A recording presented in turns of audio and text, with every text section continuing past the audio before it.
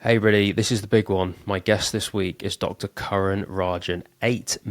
Over 8 million followers across platforms, across YouTube, across TikTok, across Facebook, across Instagram. He has been busting health myths for the public and tackling misinformation. That is his big goal here. He's creating content to tackle misinformation, make the public better informed about their health, and he is pretty good at it.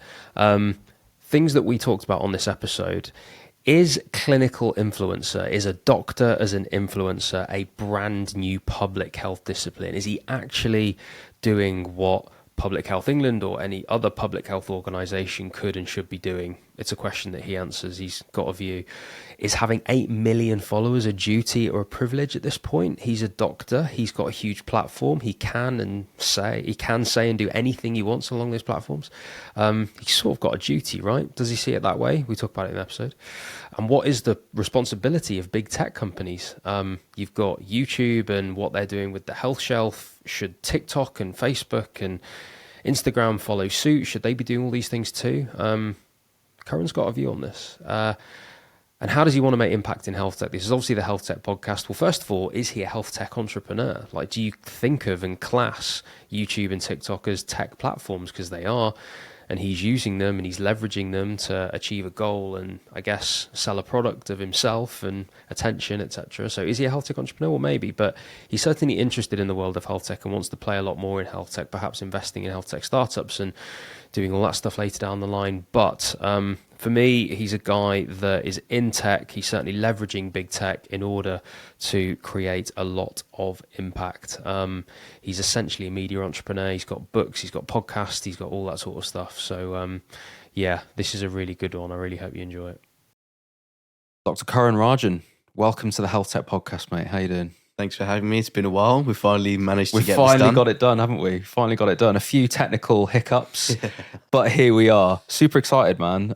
Listen, I'm going to read this out because I don't want to get it wrong, but 5.2 million on TikTok, 1.9 million on YouTube. This is as of today, by the way, as of earlier. 858,000 on Instagram. Author, podcaster, lecturer at Imperial and the University of Sunderland, surgeon and entrepreneur, which we'll come to, whether you're comfortable or not with that label, but you certainly are in my eyes. You're an overnight success, right? You weren't around a year ago, but all of a sudden, here you are, or a year or two ago at least. Mate, tell me your story. This is a heck of a journey. I know full well you do not become an overnight success, especially in this game. So you must have been doing this for a while. And I've read your story. I've seen everything that you're up to or have been up to for quite a while.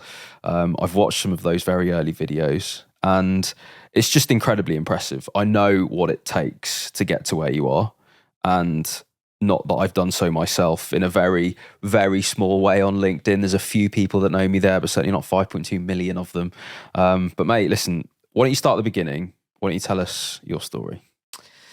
Yeah, I mean, I'll get to the point about the overnight success, but essentially, you know, my journey begins, this whole journey of how the social media gets started is due to my interest in acting and performing. And I was always, you know, I would say externally anyway, I'd be extroverted and be comfortable in public settings. And in school, around the age of 11, I got into a drama play. It was called The Adventures of Gervais Beckett. And it was, you know, this proper old school play. And I played this, basically a sidekick of the main character called Chunter. Gervais Beckett, the main guy, who was my mate Ed, he was acting and he was a great actor at the age of 11, as good as you can be. And I was his sidekick. And it was basically us two just pretending that we're on a boat and we're here, we're on horse ride, or, you know, we're horse riding and doing all these various things. And that was my first foray into the world of acting and being in front of an audience. And my parents came to that and it was a big whole school production. And I had to memorize about 100 pages worth of script. This is at the age of 11. And I was like, wow, there's a lot of work to do. And I did that, and it was a great success. And my drama teacher said, you should do drama, when you go 13 plus and when you go to uni, you should do all of these things. And I just couldn't, because I knew I wanted to be a doctor, and I knew I couldn't do drama and be a doctor. This was my kind of narrow view of the world at this stage. And you fast forward a bit later to when I was 13 plus, I didn't really get involved in any plays or anything then. I was more interested in just, slacking off work and, doing things that teenage boys like to do. And then at university as well, I got into Imperial College.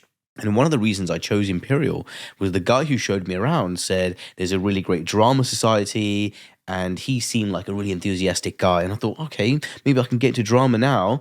And I got into Imperial. And again, a lot of slacking off and just spending time in my room playing Football Manager on my computer. Absolutely, yeah. And again, the way of leveraging my kind of interest in performing and scripting and editing and doing all of that backroom stuff, it started in medical school. My 4th year of medical school, I just finished these clinical exams in my 3rd year called OSCEs, objective structured clinical examinations, where in medical students are taken through how to do blood pressure, how to examine someone's chest, how to do a suture, all of these sort of basic clinical facets which you need to learn and pass to be a doctor.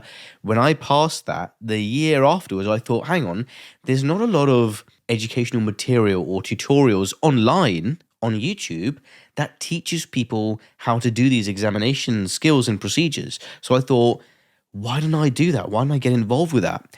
And I didn't really have much filming or editing experience, but I knew I could be in front of the camera doing these things. And I teamed up with another medical student friend of mine, he's a hematologist somewhere. He was great at editing, but he was very camera shy. And we both combined and we did these things, and we edited it and we put it up on YouTube. And I thought, oh, hang on, YouTube, that's a whole weird space for me. And this was back in 2012, the wild west of the YouTube days. It was the bad old days of YouTube still, very early on.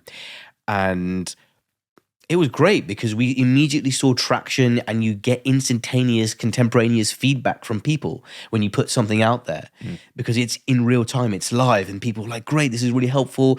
And what surprised me and really interested me more was how many people it reached across the world. There were people from Nigeria, from Azerbaijan, from India, Canada, the USA, Scotland, all watching the same thing and being relevant to all of these people all over the world. Nursing students, medical students, physios, junior doctors in different countries. It was great. And members of the lay public as well, just being interested in it. And it even reached the ASMR crowd as well. The doctor examining someone and touching a patient, weird fetishes online. People love that. So that was 2012 was when I started this kind of social media thing. Before social media was really a thing. Before influencers and content creators were a thing. These were just amateur people posting stuff online, and that was what I was.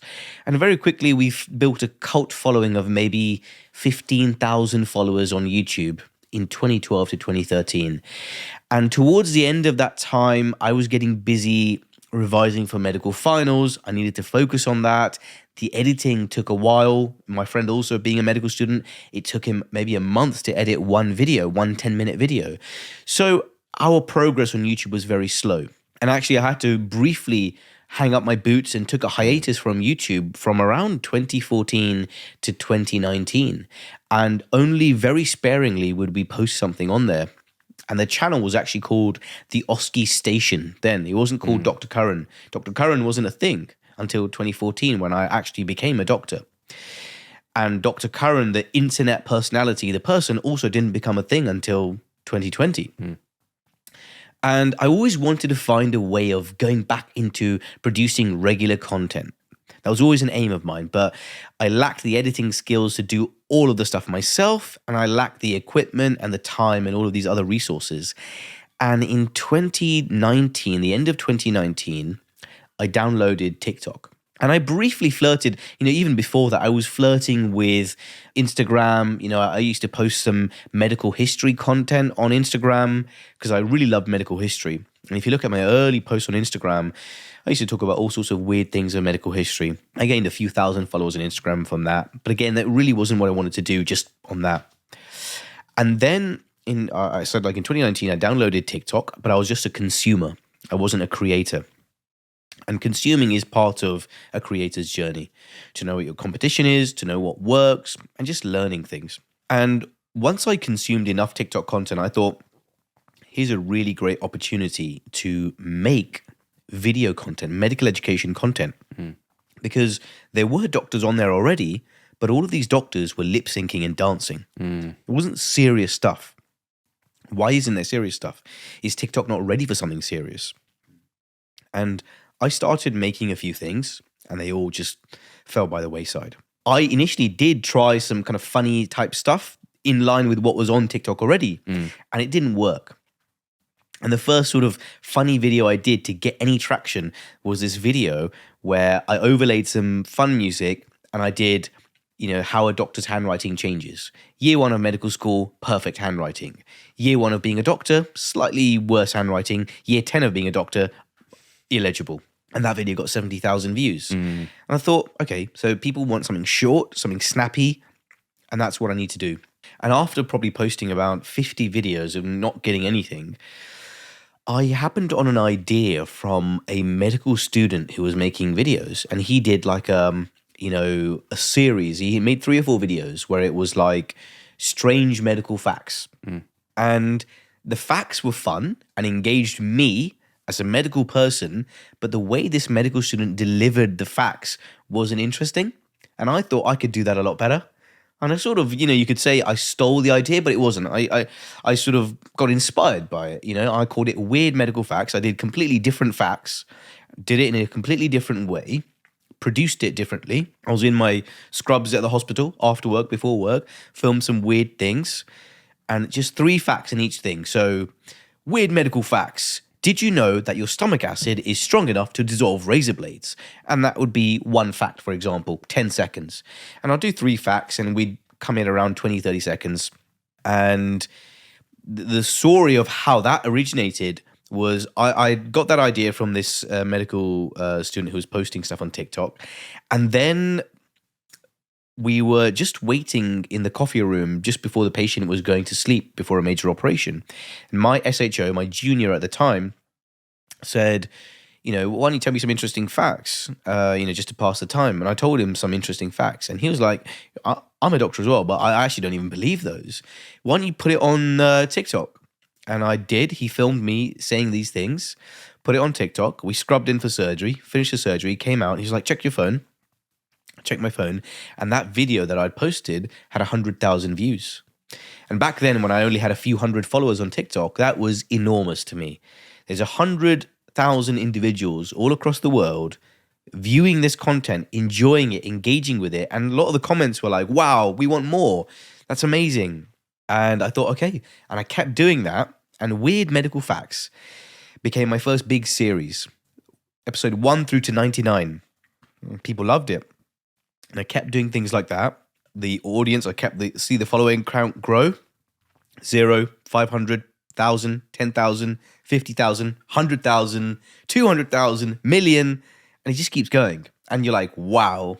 I started with Weird Medical Facts, and then COVID hit, sort of realigned some of the stuff I was doing to talk about COVID misinformation, vaccines, that sort of stuff. But the COVID misinformation was the tip of the iceberg for misinformation regarding health online.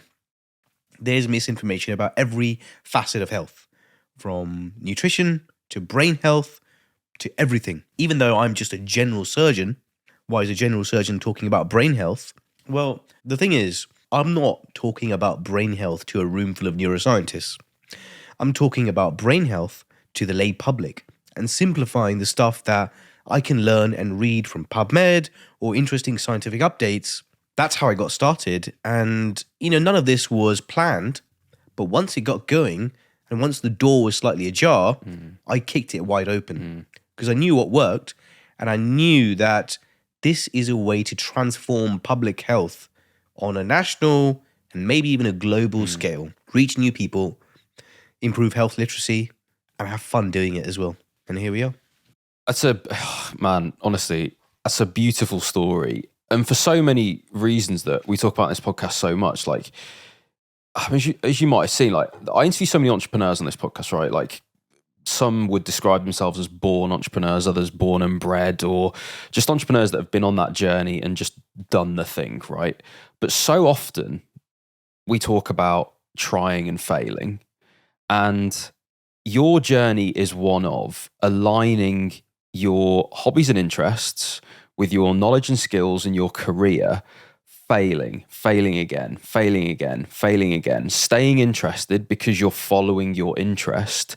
You've always known drama and public performance, storytelling. These things form part of your personality. So it's authentic. And I think that comes out, right? Because the authenticity is rooted clearly in what you're trying to achieve. And therefore, you don't get tired of failing. You just keep going. And I think that is such a classic entrepreneur journey, and one that I think a lot of people can glamorize, and a lot of people can get tired with all the failure. And I think because that you often might not be living an authentic life. You might not actually care about that mission that you say that you care about. But your goal is to tackle misinformation. Your mission seems to be wholeheartedly to tackle misinformation. So no matter how many times you fail in this story, you've just kept going. I think there's another interesting bit for me as well about like careers in medicine. You're a doctor. I used to be a doctor, and you'll know we're obsessed with getting points for stuff. We're obsessed with some sort of activity that counts towards something on a piece of paper that someone else is going to validate us for. Whereas in your journey, no one was giving you points at any part of this for doing those videos or just anything on that journey to get you to where you are now. And there's really something in that for me, which is that there's so much reward on the other side of genuinely following your interest, genuinely perfecting a craft, and just constructing a life and a career that is around what you're actually interested in. It's funny because, you know, photography, videography, like even broadly filmmaking for me and my family, and music for me and my family, these are all things like creative interests that like I suppressed massively. When I became a doctor, I used to, you know, bedroom DJ type stuff and DJ the odd party at uni and that kind of stuff, right? But like, as soon as I became, I was like, I can't do that anymore because it's like, it's too creative. Like, it's not serious enough. Like, I'm a doctor now, I've got to be serious. Whereas that's just so incorrect. It's just the doctor and the clinician, and in the modern world, we can do so much, and you've sort of proved it right here. So what I want to ask you about, right, is this goal of tackling misinformation. Where does this go for you? Like, what does success look like? Like, when have you hit your mission? And I suppose a bit of a slightly weirder question is, like, in the modern world, is what you're doing basically public health? Have you replaced Public Health England essentially for educating the public on things they need to know to improve their health? Yeah, so no comment, just being very diplomatic there. But, you know, in terms of defining success, yeah, I mean, to all intents and purposes, I've achieved all my goals. You know, if there were any goals to set to begin with, you know, say I wanted, at one point I said I wanted 1 million followers on TikTok. You know, I've passed that goal. And the thing is, you can keep setting goals, and you can keep being dissatisfied once you reach the goal, and you never enjoy the process. There at some point where I hit 2 million on TikTok, then I wanted 3, then I wanted 4, then I wanted 5. And then at some point around 3, I was just like, if I'm not happy with 3, I'm not going to be happy with 10.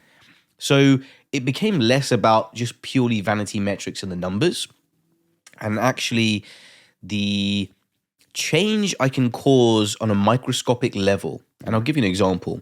Yesterday, I went to a big gym chain in London to give a talk to some of the personal trainers there about how to communicate science and health and fitness information to clients and the public. And before, one of the clients who trains in the gym came up to me and said, "I'm a big fan of your videos, and I've got an 11-year-old autistic nephew who had a very difficult time swallowing pills and medications. We saw your video, and he saw your video on how to swallow pills, the best way to swallow pills using science. And he followed that, and he finds it really easy to swallow pills now. Wow. And we watch all your videos. And that's made a huge quality of life impact on that one person. Now, that one person, we can't substantiate how much of an impact that is. What is the price of that impact? I don't know.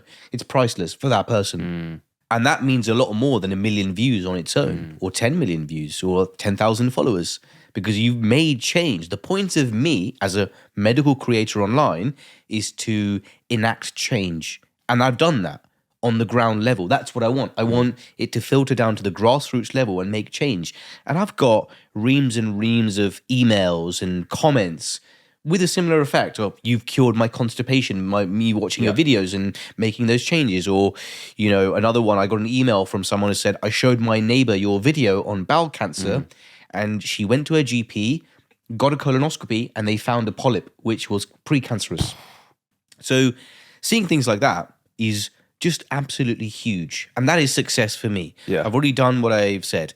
And to your second point about replacing public health, I think if you're a medical doctor, paramedical, anything health related, where you're patient facing and you're not on social media, you're missing a trick.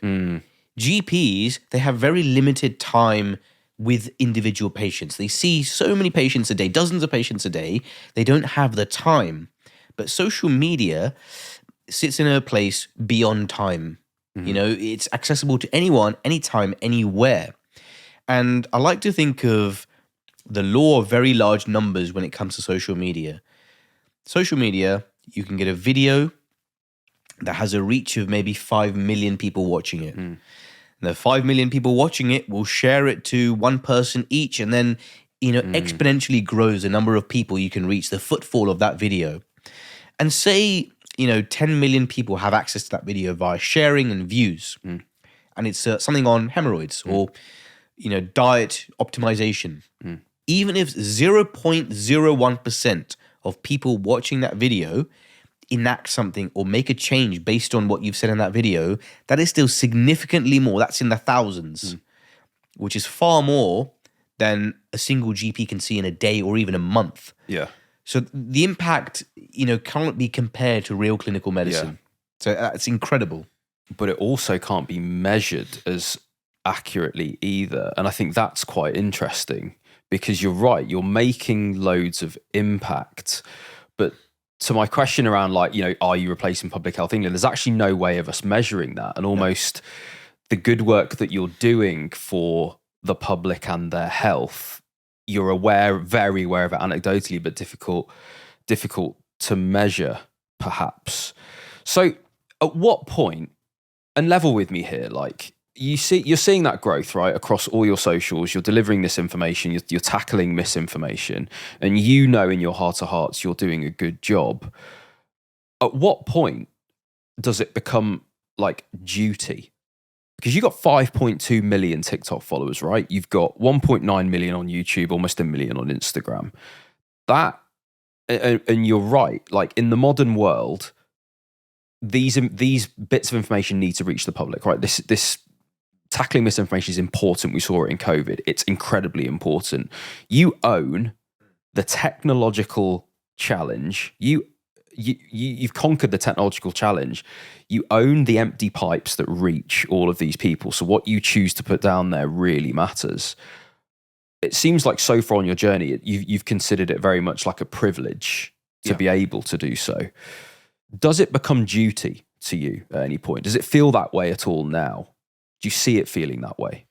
I don't see it necessarily as an obligation that I must do this, but I feel that it's an extension of my day job. Interesting. So, as a doctor, in the UK certainly, we adhere loosely to guidance from the Good Medical Practice, from the GMC.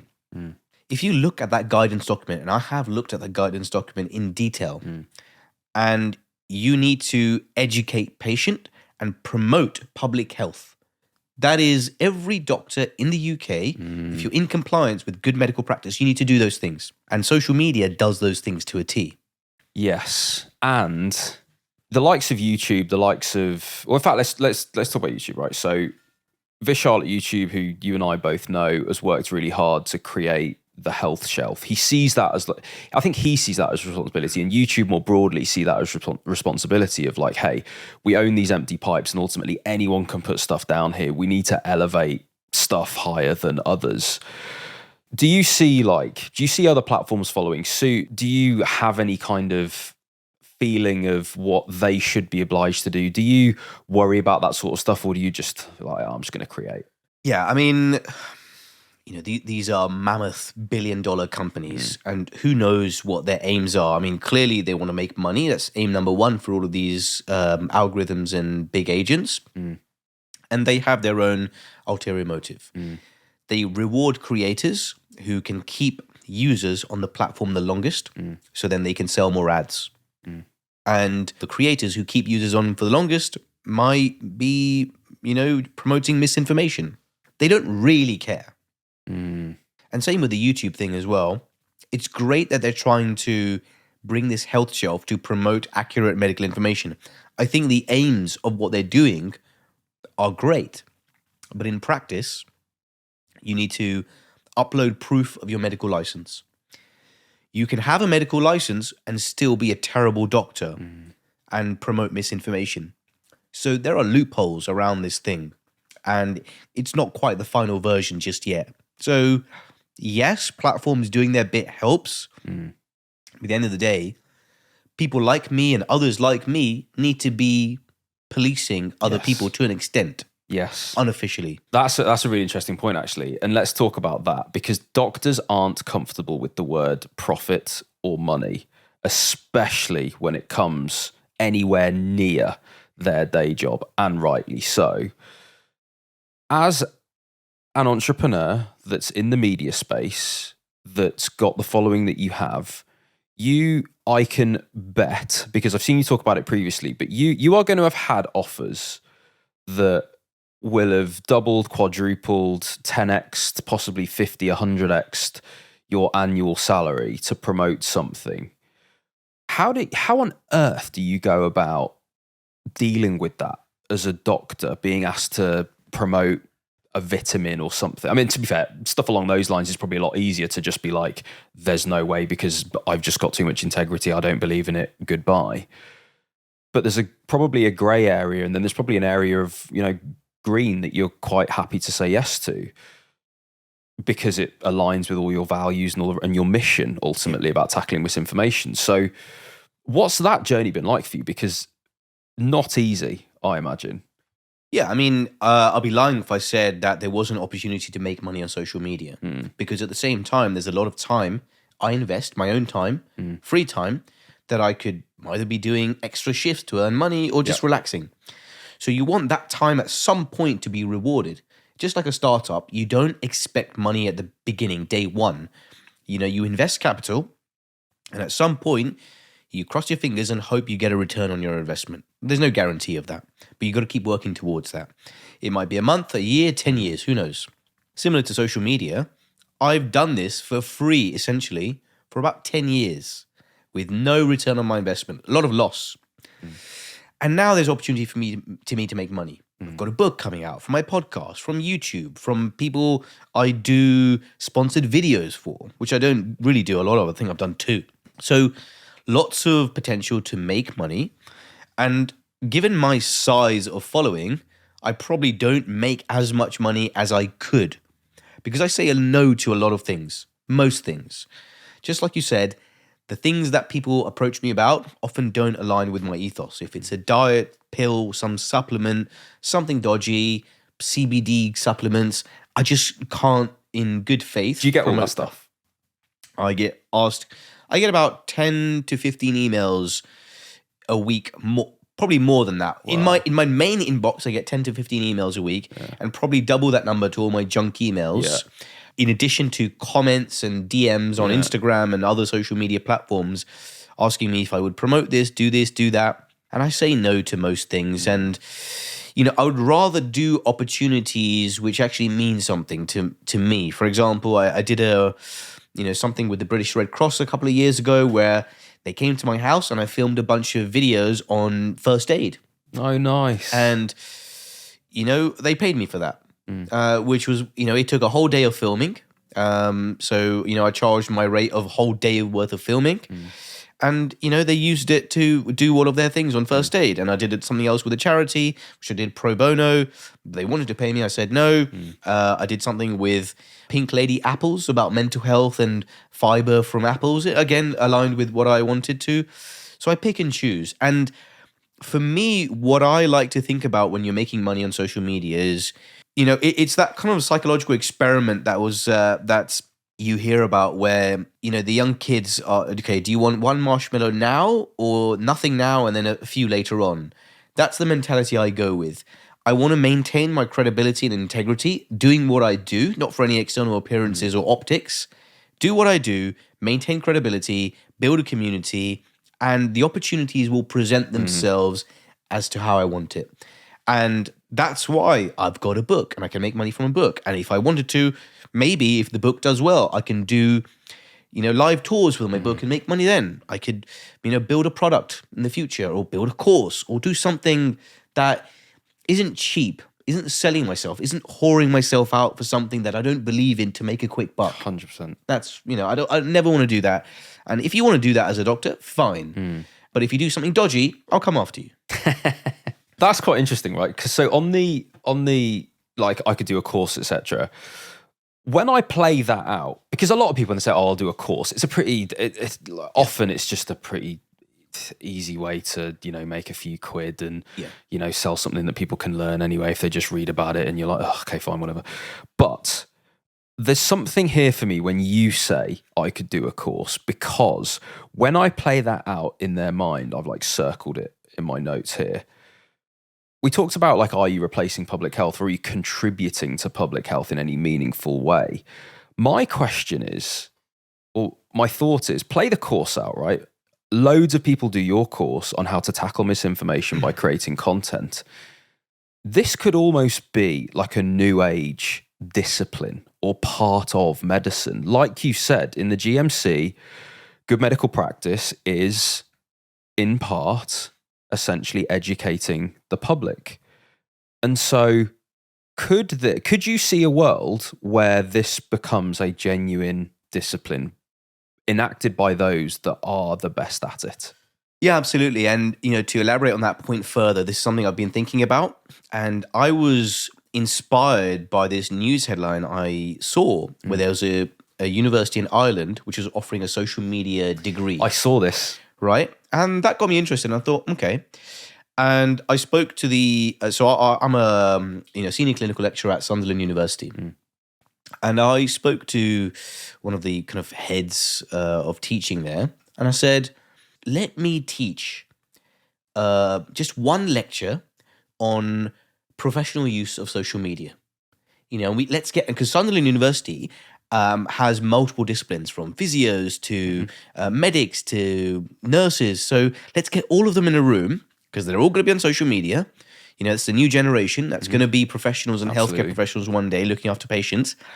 Let's get them in the room and let me do like an hour or 45 minutes on talking about professional use of social media because it will be very important.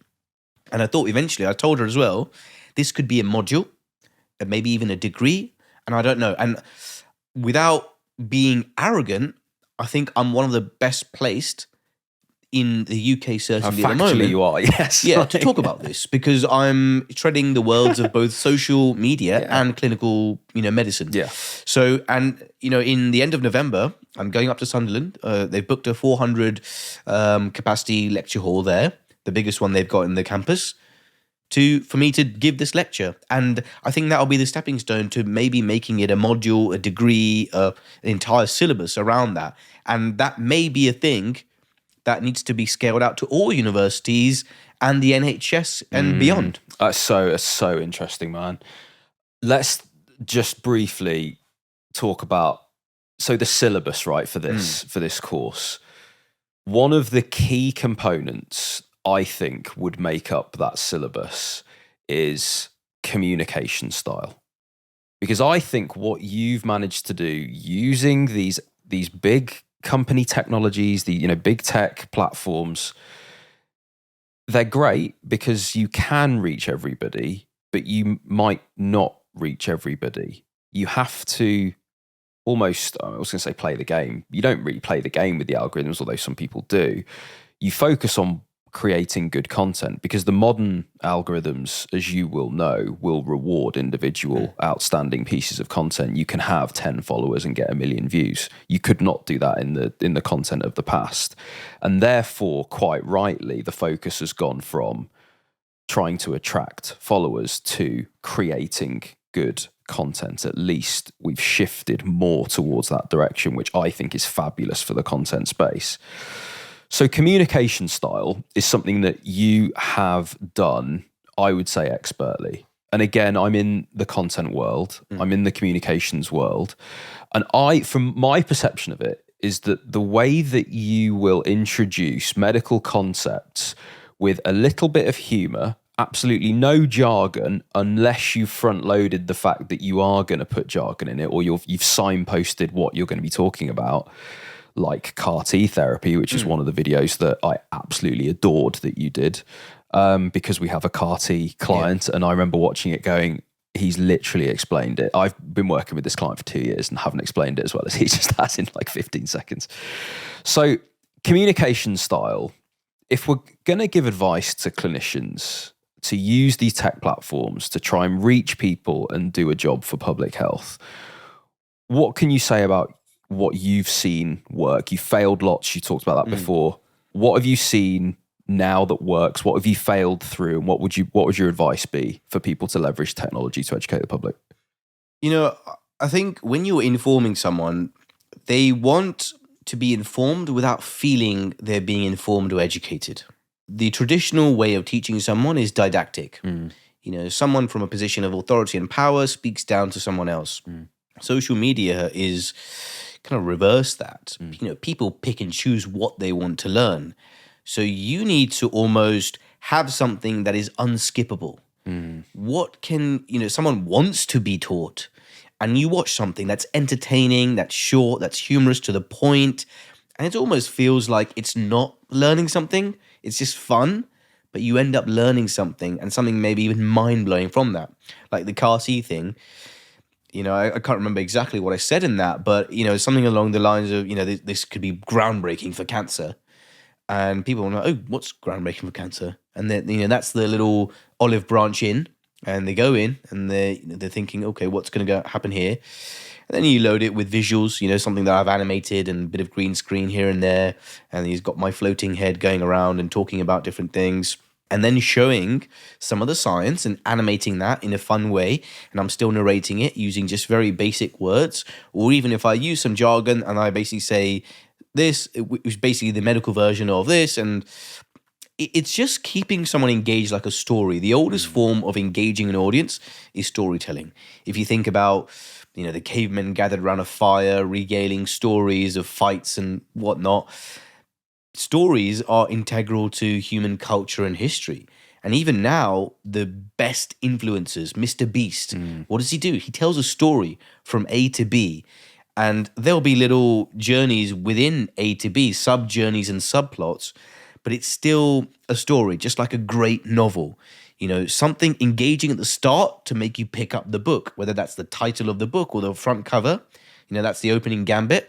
And then you read, and then you leave breadcrumbs to keep someone going all the way to the last page, and there could be a plot twist at the end. Oh, okay, I want to read the next book. I want to watch the next episode. I want to watch the next YouTube video. And it's the same with this as well. I want to follow this guy and watch everything he posts from now on because I loved it. So it's not even trying to convey all of the science. It's trying to somehow, how can I take this boring thing and make it an interesting story? And that's what, you know, I think being a good storyteller, you'll be a good creator. So don't think about how I can clickbait people. Just think about how this can be an interesting story if it was a book or if it was a TV show, but just condensed down to, you know, 60 seconds.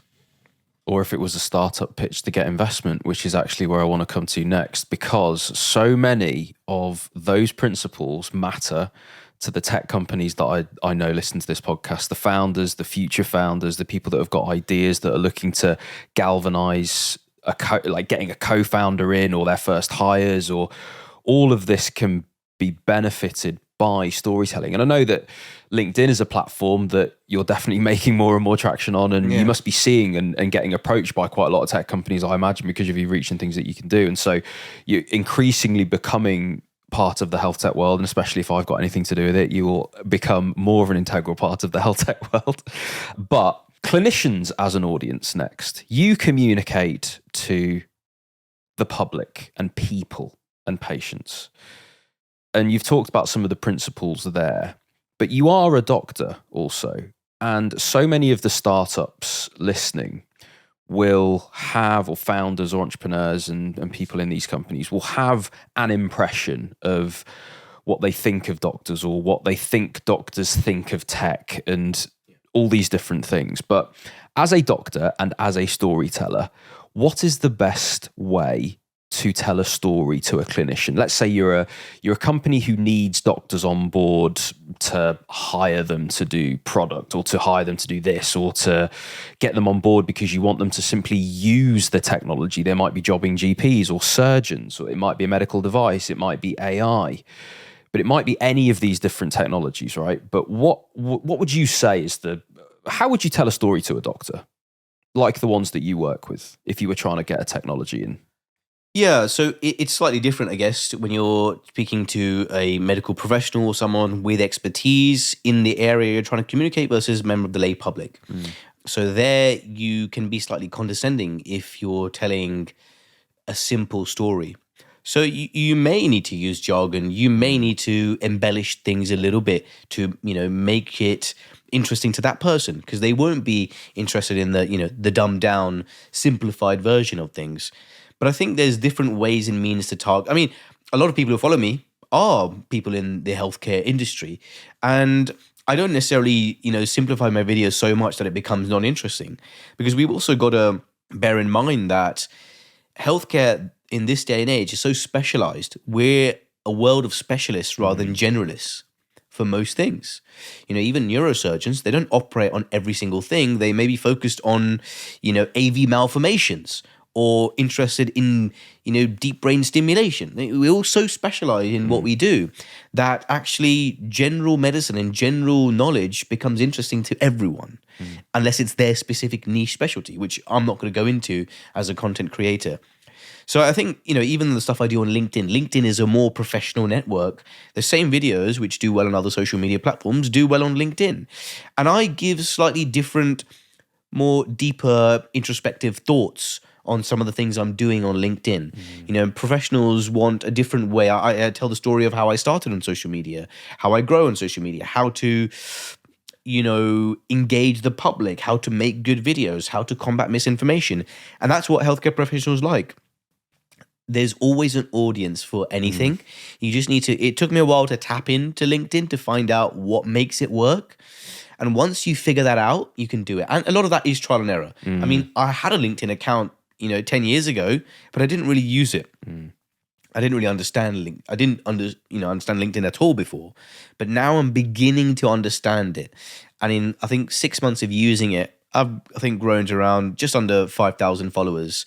And, not that I'm chasing metrics, but I've already seen tangible opportunities come my way from just being active on LinkedIn for 6 months. So what can another 6 months of intentional content creation on LinkedIn do? I don't know. I'm excited. Yeah. So I mean, it's funny because it's just classic principles, isn't it? Of understand your audience, contextualize the content you're going to send them, and what you're saying is appreciate the fact that they are specialists, appreciate the fact that certain words and jargon are going to be more applicable there. But ultimately, it's like everything else. It's actually understanding your audiences. Yeah. But then, yet again, and I'm going to come back to this because I think it's so important, you're willing to fail. You're willing to fail on LinkedIn because you have. Yeah. You said, I didn't get traction. I've tried this, I've tried that, and I'm starting to now see that if I do these things, I'm going to get more traction. It's going to build up. And I just think it's so important to just keep going back to this, that you are willing to fail. And I think that's a big reason for you striking gold eventually and leading to where you are. But along those lines, right, of understanding audience, I think one of the really important things to understand is that for most people, for people that have never set foot in a hospital, what goes on inside a hospital is impossible to know. It's impossible to truly understand your audience if you've not stepped into a hospital. And there are plenty of incredibly talented engineers, computer scientists, etc., that are building health tech companies, or at least even now thinking about building companies. They might be university, they might have an idea, they might be looking to start something. What should those people know about the average clinician and how much they know or think about tech? So in your view, of the clinicians that you still work with, do they care about large language models or AI? Do they know this stuff even exists, let alone want to adopt it? So due to the popularization of things like ChatGPT and Bard, that's probably the limit of most clinicians' knowledge of AI and language models and generative AI. And I think most people, the average healthcare worker, be it physio, doctor, nurse, or pharmacist, or HCA, the average person wouldn't really care or know about AI. And obviously, most hospitals use some degree of AI in some of their operative systems, but not anything fancy. And I think there's a disconnect between the clinical world, where they don't really know much about this and the potential power of this to enhance what we do in our day-to-day jobs, and also the people on the other side of the fence who are deeply entrenched in the AI world, in the health tech world, in the entrepreneurial world, who may not be active clinicians anymore and who once were. And that's why they were interested in doing something health tech related. And there isn't a happy marriage between the two sides. And you need a happy marriage to have something that really makes a change. And although I'm not deeply invested in health tech myself, like you said, I have been approached by a few people on LinkedIn over the past few months. And that's something which has interested me because, I leverage technology and social media to a great degree on a daily basis. And I'm also, I work 5 days a week as well. So I can see how it can fit in there. Because I'm seeing both sides and I'm increasingly more, having an eye cast towards health tech as well. So, yeah, I think, how do we find a way to bridge the two worlds? That's the question we need to answer. Agreed. And I think, in part, that's why you're here. I've actually, I've started to cast my net a bit wider for people coming onto this podcast because you're right. I feel sometimes that all I'm doing is preaching to the choir. And actually, do you know what? I'm going to come back to something that you said earlier about your vanity metrics versus then your actual internal motivator and driver. You said you went past the 2 or 3 million followers and then all of a sudden it flipped. Hold on a minute. If I'm not happy here, then where am I happy? I think that's interesting to me because I've done 350 episodes of this podcast. I've grown SomX to the size it is now, and the relative success that we're having there. And it's interesting to me that it's flipping into a point now of so what? Because I feel like I've done the bit that has felt, believe me, every single day, the hard yards. It really has, to get to a point of relative stability across this podcast and SomX and Healthtech Pigeon and all these things that now have audience and they have an ability to make impact that's beyond just, let me just tick the box and put content out. Let me just get a new client because it adds a bit to the revenue. Let me just get 1,000 more subscribers on the newsletter and do this stuff. It's well, hold on a minute. You're right. There are the whole point about making impact in this space is that we need to connect these disparate audiences. It's what we've tried to do with our events that we can now lean into more. It's I'm trying to do these podcast guests to lean into it more because I see what you do as health tech. You might not, but it's interesting to me because you're leveraging big tech and you're filling big tech's empty pipes with information that is fabulous to the public and doing a public health job. So for me, it's public health meets big tech meets impact to the public. So I see it as health tech. And I want to expand that definition because I want the world to see that technology and healthcare can come together to do incredible things because you already are. And that's frankly what I absolutely love about it. And I think just by us having this chat and just by the people that might come on this podcast afterwards now and like all that sort of stuff, like connecting all these worlds, you're right, is the question to answer. I think as well, there's got to be a willingness to do it as well, because I think clinicians, quite rightly, again, you'll mention AI or this, that, and the other, and they might go, so what? You know, if you put your I'm like non-health tech hat on now, like I am a surgeon, yeah, I'm a content creator, but you're a surgeon, right? If someone comes to you and just says, hey, we've got this AI platform that's going to help you, you know, clerk your patients better or whatever, like your first thoughts, quite rightly, are going to be what? Like, is this going to take more time? Do I have to learn something? Like, is this going to be nonsense? Blah, blah, blah. Like, until we actually start combining these worlds from the earliest stage of inception all the way to through product development and everything, which I know people are trying to do.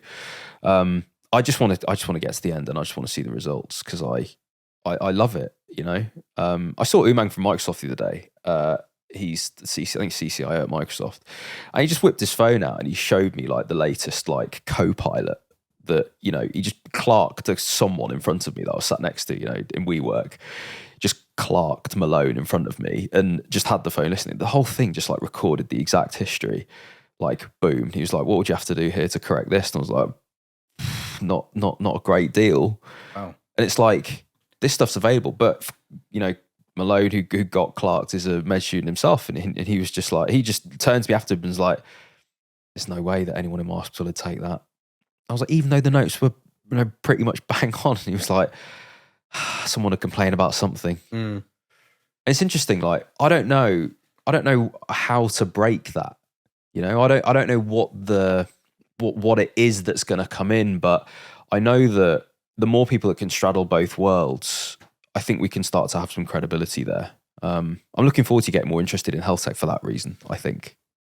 Yeah, no, absolutely. Like you said, a lot of the things, although I didn't think of myself as a health tech person, you saying that does make me think about a lot of the things I've done where I've taken, you know, big breakthroughs from startups, from med tech companies, and explain them to the general public. Yes. Not only CAR-T, but also about, you know, early cancer screening blood tests, for example. And actually, based on a video I did about that, someone who's a distribution manager for one of those companies in the UK got in touch with me and said, maybe we could do something.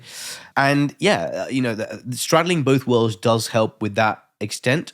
But also to your point about this inertia to change in the NHS and in the UK, I think part of that is down to fear of change, but also because a lot of people don't straddle both worlds. They're not aware of the opportunities outside the rigid structures of the NHS. So as I get more almost notoriety in what I do, I feel there's more clout, for want of a better word, or ability I have to reach people in higher positions who can make change and who maybe follow me or like what I do, and I can speak to them on a level directly without having to send emails to someone's secretary to then get a meeting and then, you know, to go on a merry-go-round of trying to, you know, go around the houses. I can directly contact someone who is in a position of power and say, hey, why don't we try and do this? And that, I think, lowers the entry barrier for change. I love that. So with that in mind, you're a busy man. I know you're a busy man. It's taken you a while to get you here. Yeah. You're a busy man. And you're busy making impact. You're busy making actual impact. Like we've said, in a very health tech meets public health kind of way. Your NHS job as a surgeon, if you're working the normal rota and doing everything that you're doing now, you're not only busy, but you must be absolutely exhausted. How are you dealing with that, first of all? And do you have moments of thinking of perhaps leaving the NHS? I know it's a very tough place to work in at the moment. By no means am I advocating that that is a good thing to do, but I'm just interested in how you see that world right now, because I mean, I have a lot of empathy for people in there right now with what's going on. And for someone like yourself, that must give a lot of people a lot of hope, actually, for, even a side hustle or developing a different income stream or creating impact in a different way, you're providing quite a lot of inspiration probably for, well, I know for a fact you are, to so many junior doctors who look up to you. Would you ever leave? Would I ever leave? Yeah, 100%. There is no question that I will leave the NHS at some point. I don't see myself working full-time in the NHS until I'm 65 or whenever the retirement age will be, in the next few years. I don't know. Because I feel in your lifetime, in everyone's lifetime, you should have several careers. I wouldn't be satisfied just being a surgeon. I mean, it's a great job and I love surgery. And I'm really enthusiastic when I'm operating. I love it. Even if I'm operating till midnight, I really enjoy it, even if it's emotionally and physically draining and demanding. But I also really enjoy making content on social media and that whole side of things. And I think I would regret not taking that more seriously and investing more time and focus into that at some point in my life. I have no plans to quit the NHS within the next few years, but something tells me at some point I should focus more on other things in my life. And, I don't have any kids at the moment, but at some point I would like to have kids and devote more time to them, just like my dad did when I was growing up as well. And I don't want to be doing night shifts and late shifts at work and not devoting time to my family. So forget social media for 1 minute. As a junior doctor, I saw some of my seniors doing night shifts and then going back home to see their kids. And I don't want to be in that position. I want to be my own boss, deciding my own hours. And when I have kids, spend all the time I want with them, go on holidays with them, all of that kind of stuff. So I think for many reasons, there is, reasons as to why I won't be a full-time NHS surgeon in the distant future. But for now, I have to give it credit for the opportunity it's given me and the training and education it's given me to then allow me to leverage those skills and help other people on social media. Maybe if I was not a doctor, I wouldn't be on social media. Who knows? So it's because of that NHS credibility that I am where I am at the moment. So I think they work together for now, but certainly they do eat each other away at times. It's it's like like a tug of war between the two. You have a very entrepreneurial mindset. You are, for me, an entrepreneur with a media company, essentially. It's just that you're the front of it as well as probably everything else in it, give or take what you can ship to an agent in terms of outsourcing some stuff. Do you take that label? Do you think of yourself as an entrepreneur? I hadn't typically thought of myself as an entrepreneur. If you look at an outdated model or a definition of what an entrepreneur is, you set up a company and, you sell a product or you do something like that. And yeah, I mean, if you really go by that definition, maybe I am. I have got my own company. I do sell something, which is education and myself, my knowledge. So yeah, for all intents and purposes, I am an entrepreneur. But are there other ways I can do other entrepreneurial things as well? Yes. So where does this all go for you? Like when you think of the next 5-10 years, and all the things that you want to be involved with, do you have an end goal in mind, or do you have markers of success in the future? Or are you at this point just thinking more of the same? I've just got nights next week. Just stop asking me questions. You know what? Nothing. I didn't plan too much about my journey so far. I did have vague ambitions in mind a couple of years ago. About 3 years ago, I wanted to have a podcast. I wanted to write a book, and I've done those things. So they were sort of, nebulous goals there, and I've reached them. They've become tangible. And similar, to going forwards, I'd have a few vague goals. I'd want to continue my growth and my reach online. I want to try different things, even if they flop. I want to experiment with a few weird things and just see, just because I feel I'm at a stage now where I have the opportunity to experiment and try different things, whether that's, dipping my toe more into the health tech waters, investing in startups, doing my own startup, maybe making some merchandise which could help people. There's all sorts of things, and a lofty aim of mine in the next 5 years would be I'd want to produce full-length documentaries. Nice. So, you know, on things like what? just like exposés and uncovering, Yeah. you know, myths and like nonsense going on in nutritional products, or uncovering some dirty, dark truth, some underbelly of some industry, you know, things like that. Yeah. And that's what I want to. I don't want to restrict myself to one thing. My brain is kind of split into 1,000 different things, Yeah. and each bit of it wants to do something else, and I want the opportunity to indulge each fragment of my brain in. Okay, yeah, let's do that, Yeah. and even if it's time consuming, it just keeps everything varied and fun. And again, you're willing to fail. Yeah. Of You're course. an entrepreneur, mate. You're an entrepreneur.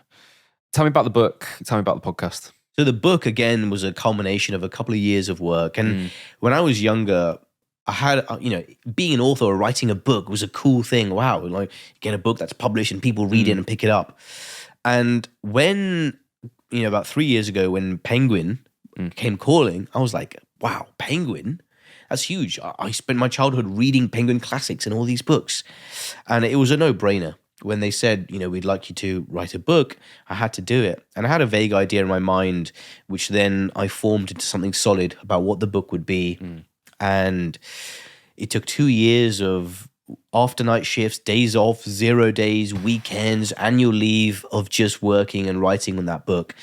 And to then see that come together, and I'm still waiting for the final print hard copy with, you know, the matte finish and everything till I can pick it up and hold it. It's been a journey. And so the book is basically about, it weaves together my anecdotes from my time as a doctor, medical student, and surgeon with interesting stories from medical history, which is another passion of mine, with me debunking myths, which I do online frequently, with interesting mind-blowing facts, which also I do online, and also providing actionable, sustainable health tips and advice. So all of those things which I do online, I combine together in a narrative in a book, and I go through the body in, you know, the gut, the brain, you know, everything. And the kind of style I've written the book is that I've likened it to a clunky, glitchy machine robot. That is the human body. And the human body sucks, and it's terrible, and it's trying to kill us, and we're trapped in this thing which wants to destroy us. And here are the flaws and glitches, but here's what you can do to slow down the decay and deterioration of this machine and slow down the process of death. You know, you see so many books, medical books, glorifying the human body. The human body is amazing. There's a million miles of this and it's fantastic. And, you know, let's wax lyrical about the human body. Yeah. I just flip that script and I'm like, it's fucking terrible. You know, and it's literally trying to kill you. You know, our body creates cancers all the time, and then it clears it up as well. And then here's how you can stop it trying to destroy you a little bit. And that's it. And I hope, because it's got a lot of my dark dollops of my dark humor in there as well. And yeah, I just really hope people enjoy it. It's in my style. It's me in that book. I remember being in central London and seeing Sony Music. Dr. Karan started a podcast, and the largest image of you that I've definitely ever seen was just towering over me in central London. I was like, oh, I need to text them. I need to get them on the podcast. Yeah. Yeah. Heck of an image. And Sony Music, man. Like, yeah, I mean, again, something I couldn't say no to at the time. You know, Sony Music is it's a powerhouse name in the industry, in the entertainment industry. But again, it's sort of, when you work with big beasts, you may not necessarily always have things 100% your way, because there's a reason they're the biggest in the game. Absolutely. So it's, you know, towing the line between working with these mammoths of industry to leverage, you know, your own growth, but also being aware that at some point you need to break away and do your own thing. So, you know, season 2 of my podcast, I've taken a bit of a hiatus at the moment because I've just changed jobs. I've got my book coming up. So there's been a bit of a hiatus. I finished in October, my first season of the podcast, 20 episodes. And I'm probably only going to start season 2 around February. Nice. And, you know, there's a good chance that I'll go it alone in season 2, because I just want more creative freedom. Of course. But this is, again, it's a classic entrepreneur startup journey of you take the deals that you can when you can make them to get the money in, to give you the resource to do what you want to do next time and learn your craft, etc. Before I let you go, I want to ask you something, which is I've been a doctor and I've done those shifts and I've been that tired and I've tried side hustles in the meantime, and I've built Shopify stores and I've done all that stuff in my free time, and I can remember that I could remember how tiring it is. And you need to do what you're doing, to do the volume of stuff that I mentioned at the start, right? You need drive. And I'm interested that when you think about this, you've mentioned your mission, and I imagine like a large part of it comes from your mission. But I'm interested even where that comes from. But your drive, where do you think this drive comes from in you to transcend your tiredness, your hunger, your thirst, your desire for social interaction, your like all of this stuff, which you might well get a lot of from content creation. Actually, that might be part of the answer, that it does nourish you. But the drive to do all of this stuff, where's this coming from, and how is it so sustained? Yeah, I wouldn't say the drive is there all the time. There's moments That's where fair. I just can't be bothered to do anything. And thank you for saying that, by the way, because that's a lot more relatable now. yeah, it's not. But I would say, perhaps compared to the average person, I do manage to sometimes get more than my fair share done, balancing everything. And that's just because a lot of it is fun. I wouldn't be doing it if it wasn't fun. Yeah. Sometimes, say there's a day where I've just got admin work to do in the NHS. I'm not going to stay till 10 p.m. doing admin work. I'm not going to go above and beyond to do admin work. I will do my allotted thing. But if I would sometimes stay till midnight when I'm operating, because that's my passion. I love operating. Similarly with social media, it's 24/7. My mind is thinking about social media 24/7. And if it means hopping on a late night call with someone to do a podcast in the US, or coming here on a weekend to do a podcast with you, or creating content and scripting YouTube videos till midnight and then recording it at 2 a.m.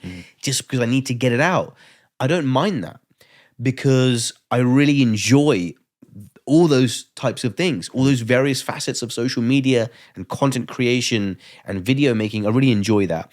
And the day I stop enjoying those things, I'll stop doing it.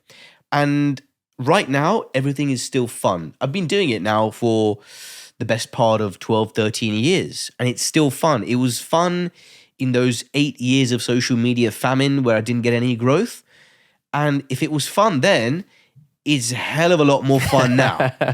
So why would I stop now? When I was getting 100 people watching my videos or less, and doing all of that way back when no one knew who the hell I was, except probably, 50 of those 100 views were me and my editor. It's so much more fun now. So why would I stop? I love it, mate. You are someone that has followed your interests, that loves your craft. You've perfected your craft. You're still learning, you're still failing, you're still trying to get more done. Well, I know you are such a massive inspiration to so many people that want to follow in your footsteps or simply learn from you. You're doing a heck of a job for the public and everything you're doing tackling misinformation. So, mate, it's been an absolute pleasure having you on the Healthtech Podcast. I really appreciate it. Thank you very much. It's been good. I'm thoroughly looking forward to you joining the health tech sphere a lot more and seeing you around a bit more. And the fact that earlier on you said that you're perhaps looking to invest in some health tech startups now or one day means that I would hide your email from anyone in and around this podcast, or else you will be inundated with startup decks and startup pitches. But mate, it's been a pleasure. Thanks so much for coming on. Thanks for having me, James.